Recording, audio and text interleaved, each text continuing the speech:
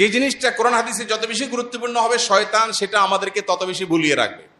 শয়তান তত বেশি আমাদেরকে ভুলিয়ে রাখবে। যেমন কোরআনে কারীমের পাতায় পাতায় আপনি শয়তান সম্পর্কে ধারণা পাবেন। আপনি যদি কোরআন পড়েন, আপনি দেখতে পাবেন আল্লাহ আপনাকে ধারণা দিচ্ছেন শয়তান থেকে সাবধান থাকবা, শয়তান থেকে কেয়ারফুল থাকবা, শয়তান কিন্তু তোমাদের শুধু শত্রু, সে কিন্তু আদু ও মুবিন, আল্লাহ বারবার বলেছেন। কিন্তু ইন্টারেস্টিং বিষয়, শয়তান সম্পর্কে কোনো আলোচনা নেই।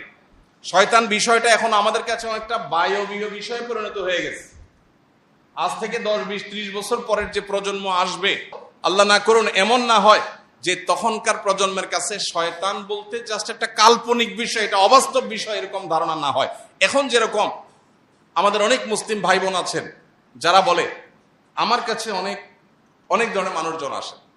একজন পাওয়ারফুল পলিটিশিয়ান তিনি আসছেন কিছুদিন আগে, এসে বললেন যে ভাই, আমি জিন জাদু বিশ্বাস করি না, জিন জাদু বিশ্বাস করি না। এখানে বিশ্বাসের জায়গাটা পরিষ্কার করা দরকার। একজন মানুষ তিনি আসলে কি মানসিক রোগী নাকি তিনি জিনে আক্রান্ত, এটা নিয়ে আমার সন্দেহ হতেই পারে, এবং আমি এটা ডিনাই করতেই পারি না। আমার মনে হচ্ছে এটা মানসিক রোগী।